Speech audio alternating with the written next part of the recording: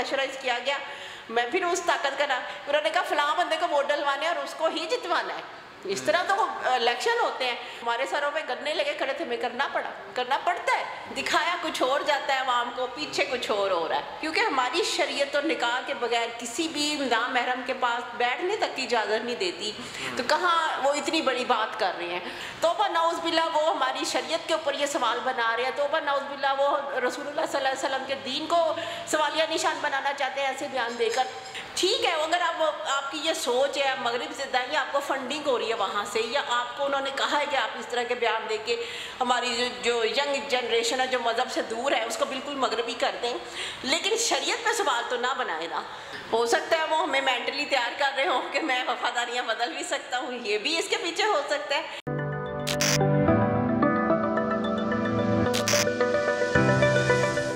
नाज़रीन, मैं हूं आपका मेज़बान AK आज़ाद, आप देख रहे हैं नवाई इंसान।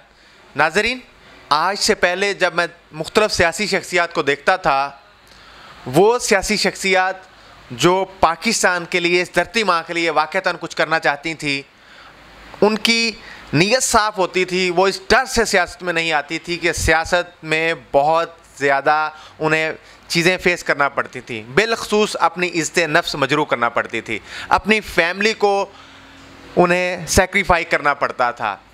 हमारे साथ आज मैम सुमैरा साहबा मौजूद हैं, जो कि डस्का से MNA की कैंडिडेट हैं। उनका ये कहना है कि मैंने सारी चीज़ों को पसे पर्दा इसलिए डाला कि ये मेरी धरती माँ, ये मेरी पाक सरज़मीन जो है, इसकी जो नामूस है वो पमाल होती थी। मैं अपनी फैमिली को, अपनी ज़ात को नहीं देख रही, मैं इस धरती माँ को देख रही हैं। हम इसी हवाले से सियासी पॉइंट ऑफ व्यू के लिए मैम से डायरेक्ट उनके व्यूज़ जानते हैं, इस पर उनकी क्या राय है कि मौजूदा सियासी हालात पर कल कैप्टन सफदर ने जो बयान दिया उनकी राय लेते हैं। इसी तरह से मरियम सफदर के दीगर जो सियासी व्यूज़ हैं इमरान खान के हवाले से, हम तमाम तर सियासी पॉलिटिकल सिचुएशन पर उनकी राय लेते हैं। जी अस्सलाम वालेकुम मैम। वालेकुम सलाम। मैम कैसे हैं, खैरियत से हैं आप? जी ठीक ठाक, आप सुनाएं। मैम फर्स्ट वन तो ये बताइए, आपने कहा कि आप इस पाक सरज़मीन के लिए, इस धरती के लिए अपने आप को सियासत में पेश किया है। हमारे सियासी हालात हों या माशी हालात हों, पहले ही कशमकश का शिकार थे। कैप्टन सफदर का एक बयान आता है, मजहबी हवाले से और हमारी सकाफ़त के हवाले से हमें बहुत पीछे ले जाते हैं इस तरह के बयान। वो कह रहे हैं कि लड़की और लड़का जहाँ पे चाहें, जैसे चाहें अपनी ज़िंदगी गुजार सकते हैं। क्या कहेंगे इस पर? बिस्मिल्लाहिर्रहमानिर्रहीम। देखें, ये जो उनका बयान है वो उनकी मगरबी सोच की कासी करता है, और मैं ये पूछना चाहूँगी उनसे कि वो उनका ईमान क्या है, वो मुसलमान हैं भी या नहीं हैं, ये भी मीडिया पे आकर वो हमें क्लियर करें। क्योंकि हमारी शरीयत और निकाह के बगैर किसी भी नामहरम के पास बैठने तक की इजाज़त नहीं देती, तो कहाँ वो इतनी बड़ी बात कर रहे हैं। और इस पर वो इतनी डट के बात कर रहे हैं कि आज फतवा दे रहे हैं। आपको पता फतवा कैसे दिया जाता है? कई साल की पढ़ाई के बाद भी 100 में से एक आलिम इस काबिल होता है जो फतवा दे सके, ठीक है, जो इज्तिहाद करे, फिर वो फतवा देता है कि भाई इस चीज़ में ये आप कर सकते हैं उसको ज़रूरत के तहत, ठीक है। और ये किस तरह कहते हैं, और फिर कहते हैं मेरे से मुनाजरा करें, मैं उनको दलाइल भी दूंगा, सबूत। तो उन्होंने ऐसी कौन सी अहादीस उनकी नज़रों से गुजरी हैं?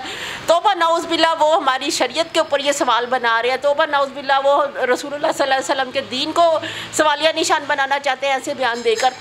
तो मेरी तो खुद वो मगरबी सोच को बेशक डेवलप करना चाहते हैं, लेकिन दीन का सहारा तो ना लें और रसूलुल्लाह की शरीयत पे सवाल तो ना बनाएं। पहले ही आप जानते हैं किस तरह मुसलमानों के ख़िलाफ़ पूरी दुनिया में हंगामे होते हैं, और किस तरह हमारे रसूलुल्लाह की इज़्ज़त को मजरूह किया जाता है पूरी मगरबी तहज़ीब में।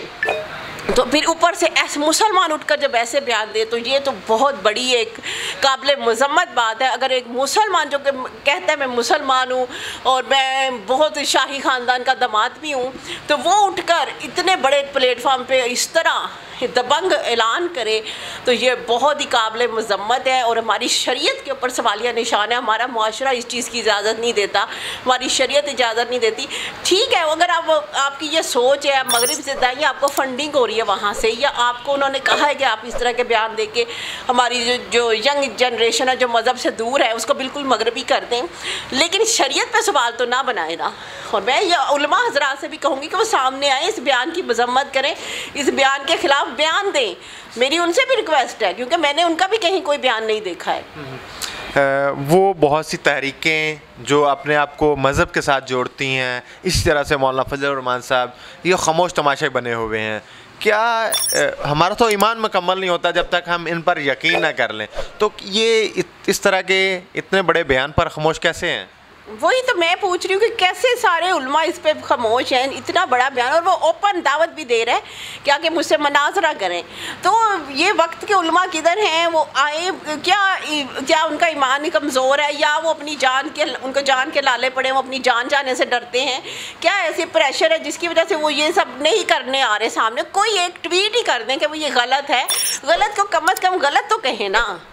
यानी सिर्फ एक खामोश तमाशा ही है। जो लोग तहरीक लब्बैक के बारे में भी कहते थे कि ये खिलौने की तरह, डुगडुगी की तरह इस्तेमाल हो रहे हैं, वाक़तन अगर वो इसकी मुखालफत नहीं करते, इस बयान पर अपना रद्द-ए-अमल नहीं देते, तो मैं ये कहूँगा कि वो भी एक सियासी अलायकार की तरह, कठपुतली की तरह ये इस्तेमाल हो रहे हैं। देखिए, जब से वो मौलाना खादम रिजवी की वफ़ात हुई है, उसके बाद से उनकी तहरीक, जो भी उनकी पार्टी है, वो एक खटपुतली बन के रह गई है। जैसे मौलाना साद के बयान, वो जैसे उनका कोई कह रहे थे बहनोई बन गया उसका फ्रांस का सफ़ीर, तो पहले इन्होंने इमरान खान के दौर में रोज़ धरने, लोगों के जवान बेटे मरवा दिए, ये धरनों के चक्कर में इतनी लाशें उठ गई, क्या क्या कुछ हो गया। आए दिन इस्लामाबाद जा रहे हैं, पैदल चल रहे हैं, क्या कुछ इन्होंने तमाशे किए। अब इतने बड़े बयान आ रहे हैं, तो मैं नहीं देखती कहीं से भी कोई बोलता हो।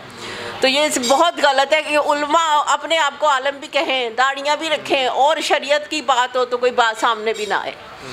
तो मुझे ये बताइए, कैप्टन सफदर को तो चले हम साइड पे लेके जाते हैं, इसी तरह से शेख रशीद साहब ने अभी थोड़ी देर पहले बयान दिया है। वो कहते हैं कि मेरी वफ़ादारियाँ तब्दील करवाने के हवाले से मुझ पर प्रेशर डाला जा रहा है। उन्होंने हथकड़ियों में ऐसे अपने हाथ लहराए और कहा कि मेरी वफ़ादारियाँ नहीं बदलवाई जा सकती।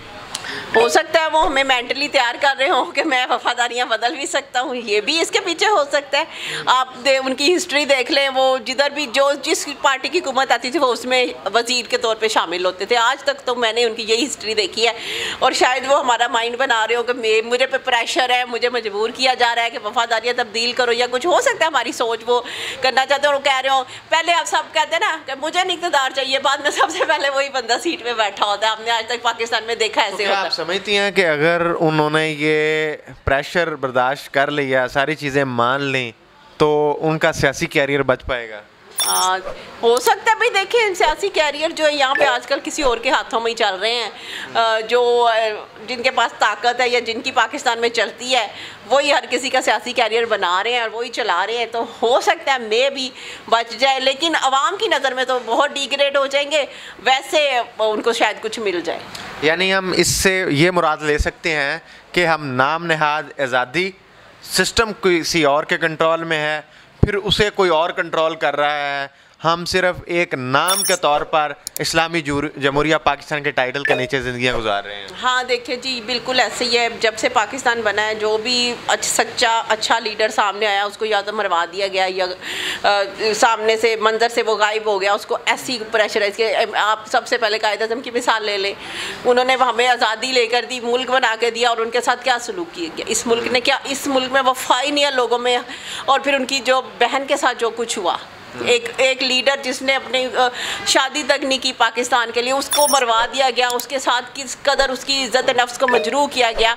ये तो पाकिस्तान के लोग हैं, ये तो सियासत है पाकिस्तान की, इतनी गंदी सियासत है। आपने कहा कि ये लोग कुछ और लोग हैं जो हैंडल करते हैं पॉलिटिकल सिचुएशन को, फिर इससे मुराद तो यही है कि फिर ये नाम नहाद अदाकार हैं, एक्टर, ये तंजीम साजी के ज़रिए से सारा कुछ होता है, हकीकत में कुछ भी नहीं। फिर तो मैं यहाँ नाम नहीं लूँगी। देखिए ना, यहाँ पे नाम नहाद जमहूरियत है, जमहूरियत का नारा है। जैसे अब मुशर्रफ दौर में देख लें, मुशर्रफ को जब बहुत प्रेशराइज़ किया तो उसने करवा के इलेक्शन, थोड़ा सा किसी को वज़ीर आला बना दिया, कुछ करवा दिया अपनी हुकूमत बचाने के लिए। लेकिन एज सच पीछे तो किसी और की हुकूमत है ना, जो चाहता है कि ये ऐसे हो वैसे हो, वैसा होता रहता है। अब एक और ऐसे मेरे हैं मिलने वाले MP MNA बहुत पुराने अरसे से बनते जा रहे हो, कहते हमें इतना एक दफ़ा प्रेशराइज़ किया गया, मैं फिर उस ताकत का नाम, उन्होंने कहा फलां बंदे को वोट डलवाने और उसको ही जितवाना है। इस तरह तो इलेक्शन होते हैं।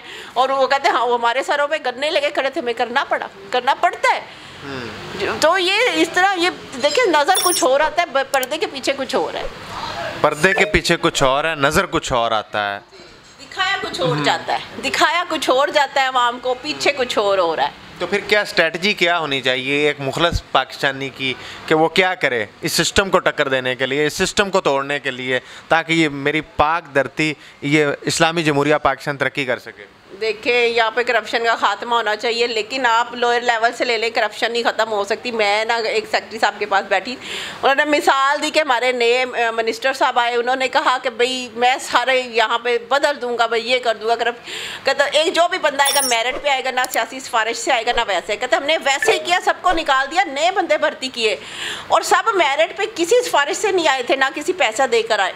कहता आते ही 1 मंथ के अंदर वही करप्शन शुरू हो गई। कहता है बात ये कि हमारी मॉरल वैल्यूज़ ख़त्म हो चुकी है, हम पैसे को खुदा मानते हैं। पैसा हमारा खुदा है, ये है इस्लामी जमहूरिया पाकिस्तान के मौजूदा हालात। नाज़रीन, फ़ैसला आपने करना है, अवाम ने करना है कि हमने इस पाक धरती का दफ़ा किस तरह से करना है, इस पाक सर ज़मीन का कौन हकीकी किरदार अदा कर रहा है। इसी के साथ मुझे अपने मेज़बान AK आज़ाद को इजाज़त दीजिए। देखते रहिए नवा इंसान, अल्लाह निगहबान।